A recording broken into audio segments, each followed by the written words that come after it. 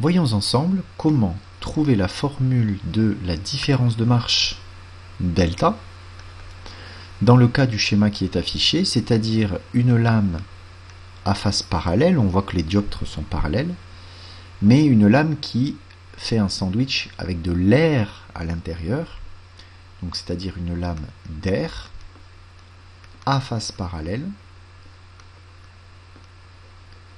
Ce genre de lame, pour observer des interférences, il faut les éclairer avec plein de rayons, plein d'inclinaisons différentes. J'ai fait un rayon au hasard avec une inclinaison au hasard, et ça fabrique des rayons réfléchis, des rayons transmis, ça fabrique plein de rayons. Et là, on va s'intéresser aux rayons qui ont réussi globalement à traverser la lame, à sortir par le bas. Et donc c'est une lame d'air à face parallèle, étudiée en transmission, qui nous intéresse. Comment faire pour trouver l'expression de la différence de marche dans ce cas-là? Alors, il faudra ajouter la différence de marche géométrique et la différence de marche physique, qui sont deux termes différents, mais qui s'appuient tous les deux sur un schéma. Sans schéma, c'est quand même très très compliqué d'arriver à comprendre les formules qui sortent. On a besoin de visualiser le trajet du rayon T2 indépendamment du rayon T1 pour voir la différence, ça s'appelle quand même une différence de marche, la différence de trajet entre T1 et T2, sachant que ils sont tous les deux partis de la source S à la base. Le rayon T2, lui, il est arrivé là, donc si on fait en arrière son chemin, il a traversé la lame, un morceau de verre, il a traversé la lame d'air, il a retraversé encore la lame d'air, et il est venu de là-haut, donc il est remonté comme ça. Il a fait un sacré chemin, il a fait tout un zigzag dans l'air pour finalement sortir par le bas. Le rayon 1, lui, eh bien, il n'a pas fait de zigzag, en fait, il est allé tout droit, il a pas traîné, quoi, hein, il a traversé sans traîner la zone d'air et il est sorti directement par le bas. Donc on voit que le rayon 2, le T2, a fait beaucoup plus de trajets à l'intérieur, ici et ici. Il a fait un aller-retour de plus par rapport au rayon rouge. Et ça, c'est exactement le début de la formule de la différence de marche géométrique. Il a fait un aller-retour d'épaisseur E. Si les rayons ne penchaient pas beaucoup, ça serait fini déjà l'expression. Mais là, les rayons penchent beaucoup, hein, l'angle I peut être énorme. Donc c'est pas vrai, c'est pas 2 fois E, c'est un peu plus que ça.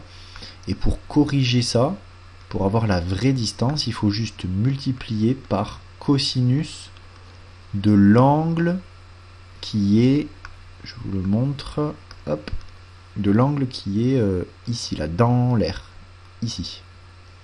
Sauf qu'il est dans l'air, exactement comme l'angle I du début qui est dans l'air, et quand un rayon revient dans l'indice de son indice de départ, hein, il retrouve le même angle aussi. Donc ici, en fait, c'est l'angle I. De nouveau, le même. Et ça fait que c'est 2 fois E fois cos I. La bonne valeur. Je ne détaille pas pourquoi c'est un cosinus qui permet de résoudre le problème, mais je vous jure, ça résout le problème. Et il faut ensuite multiplier par l'indice dans lequel ce petit trajet de plus a été fait. Bon, là, ça a été fait dans de l'air, donc il faut multiplier par l'indice de l'air qui est 1, on n'est pas obligé de le mettre. Ça fait 2 fois E fois cos I. Voilà, pour la différence de marche géométrique. Pour la différence de marche physique, il va falloir trouver, est-ce qu'il y a des réflexions un peu bizarres, qui s'appellent les réflexions vitreuses. Parce que s'il y en a, il faut les prendre en compte. Mais s'il n'y en a pas, la différence de marche physique fera 0. La différence, les réflexions vitreuses, c'est des réflexions, donc des reflets, dans lesquels la lumière étant dans un indice, va refuser d'aller dans un indice plus fort. N' est plus fort que N, et la lumière ne veut pas y aller, elle se cogne contre N' qui est plus fort. Ça, c'est une réflexion vitreuse, c'est elle qu'on cherche éventuellement dans le schéma. Pour le rayon vert, y a-t-il des réflexions vitreuses? On va commencer par lui. Alors déjà, y a-t-il des réflexions? Parce que s'il n'y en a pas, on réfléchit même pas. Oui, je pense qu'il y en a, parce que le rayon vert, il arrive du haut comme ça, il descend, il rentre dans la plaque. Ensuite, il rentre dans l'air. Donc tout ça, c'est des traversées, hein, c'est pas des reflets. Mais à un moment, il va arrêter sa traversée. Et ici, par exemple, il va être réfléchi. Donc en J, il faudra, dans quelques secondes, que je me demande s'il y a une réflexion vitreuse ici ou pas, en J. Une fois qu'il s'est réfléchi, il remonte. Et au lieu de continuer à remonter et de traverser, il est réfléchi. Donc là, il y a de nouveau une réflexion en K. Peut-être elle est vitreuse, je ne sais pas, on va voir. Et ensuite, la lumière donc est réorientée vers le bas, et là, elle ne fait que traverser, traverser, traverser, et traverser jusqu'à la fin. Donc il n'y a plus de questions à se poser. En J. Alors, juste avant de se cogner en J, la lumière, elle était tranquillement dans l'air, là, et elle est venue se cogner, et repartir, et elle est revenue se cogner contre une vitre d'indice N, donc c'est typiquement une réflexion vitreuse, puisque la lumière s'est cognée contre un indice plus fort, comme s'il se cognait contre une vitre.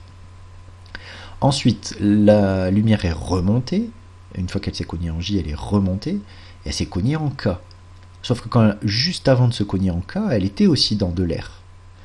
Et elle s'est cognée contre un indice N, contre une vitre, qui a un indice plus fort, donc c'est aussi une réflexion vitreuse. Donc en fait, le rayon vert, il va subir tout au long de son trajet 2 réflexions vitreuses, qui font que la différence de marche, c'est 2 réflexions vitreuses, donc 2 fois lambda sur 2, les 2 s'éliminent, et il ne reste que lambda.